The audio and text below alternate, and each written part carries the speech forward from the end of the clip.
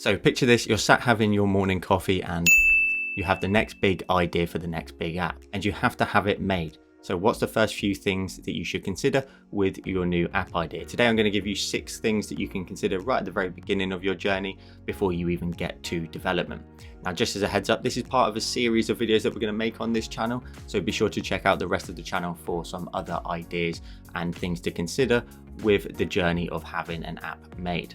So the first thing to do is check that the app doesn't already exist. Spend some time doing some research and looking on the stores to try and find apps that potentially already do this. The last thing you want to do is have your app made, spend your hard-earned money on having it developed, and then before you go live you realize that there's also an app on the store already doing it. Now, that's not to say you can't do it in your own way. You need to provide a USP, a unique selling point to your app that makes it different from anything else on the store. So just bear that in mind. So if you pass step 1, step 2 is to get your branding in line and to give your app a name. Having your app name already ready to go helps start the branding process. Now, a lot of app development companies may provide this as a service, so you may be able to get it included in your package, but otherwise there's wonderful websites out there. One that I will also add on the screen now, which is Name Links. There'll also be a link in the description down below. It's a one-stop shop that will give you a bunch of different names based off of the idea that your app is going to be based around.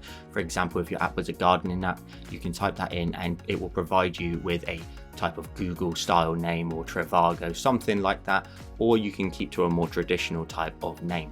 And it will also give you a bunch of logos that you could even purchase here and customize to your fancy. So once you found a name for your app, the next thing to go ahead and do is run it through a name checker. Now, namechecker.com is a really awesome website. You can type in the name of your app that you want to create and it will tell you if the usernames are available on social medias or not, because you want to have the same branding across all of your social media accounts. You don't want to have different usernames on different platforms. You want to make sure your users can find you everywhere that you are and your branding is consistent. And if that's all good to go, then the next step would be to consider the domain. Now, Namechecker will let you know that the domain is also available, but you can go ahead and purchase the domain. Now, a domain, if you don't already know, is just your website, it's your URL. You want to get the correct URL that matches up to your social media and, of course, your app name. Getting this up and running is a really useful thing as well, because it will give you an online presence already and you can maybe share some sneak peeks potentially, or just let users know of what's coming with your website, so you have somewhere to send everybody. Also, it acts as a middle point potentially between your social medias and also getting the user to the App Store. So you would put this link in the description of your Instagram or your Facebook, and then users can find out everything about you, and you can also direct them over to the App Store to go and download the apps. So that's everything to do with the branding side of things. The next thing to consider, and something that we actually see a lot of clients don't consider, is how is the app going to make you money? How is your investment going to be returned back to you and make the entire project profitable? Now, there's a few different options to go with. There are 3 typical ideas. So the first option that we have is to make the app a paid for app. So you would have to pay a upfront fee to get access to the app. Now, that does have pros and cons. You get an immediate upfront payment, but of course that's going to deter some people. So your audience reach is going to be narrowed in quite a bit. So you want to try and make sure that you consider all options. And another option is subscriptions. So the app itself can be free, but you can set up a subscription service to it. Now, typically with a subscription, you can go ahead and do it in sort of 2 ways. You can make the app a paid for app, so a user would have to pay a very small amount on a monthly basis, and then that way they can get access into the app. But then there is the other option of separating part of your app's functionality and putting it behind the paywall. For example, if you have a camera app and it has 10 filters, you could put maybe 8 or 9 of them behind the paywall and give a user 1 as a freebie. That way they would pay a small fee to unlock the entire suite of features. So it's worth breaking down your app to see what features you could potentially put behind a paywall that won't break the system and will give you a lot more flexibility with what you do and do not give a user for free. Now, of course, you can do that with a upfront fee as well. So for example, with the filters that I mentioned, you can of course put those 8 filters behind a payment, but it's a single payment, not a subscription. So you also have that option to consider as well. And the third option, which you should really try and stay away from, is the option of ads.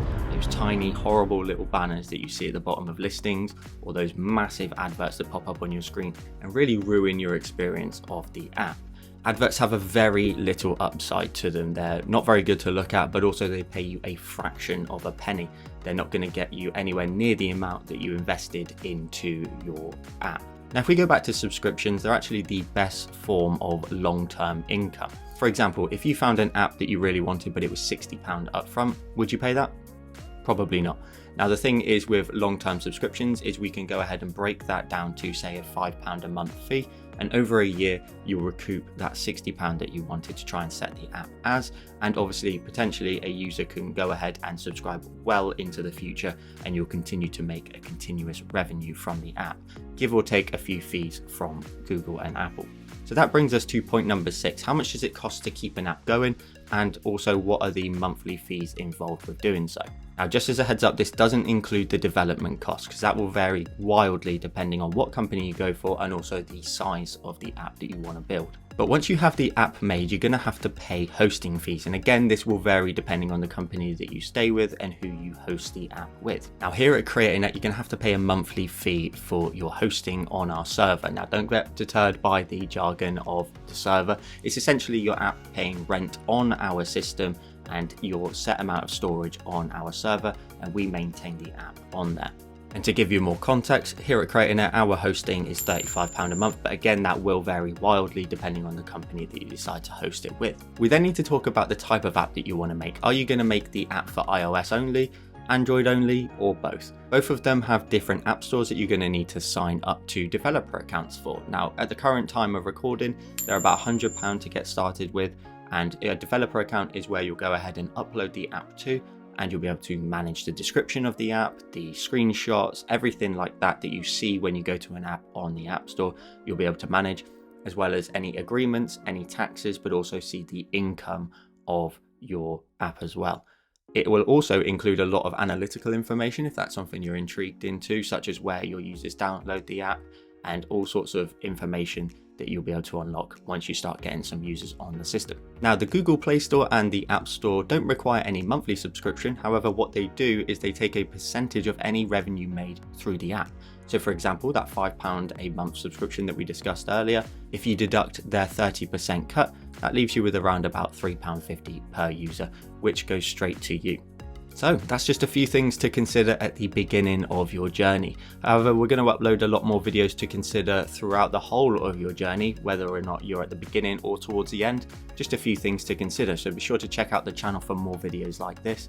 And if you need an app built, be sure to drop us a message in the description down below. We'd be happy to discuss your idea and give you a quote for the development in your journey as an entrepreneur. So thank you so much for taking the time to watch this video, and we'll see you in the next one.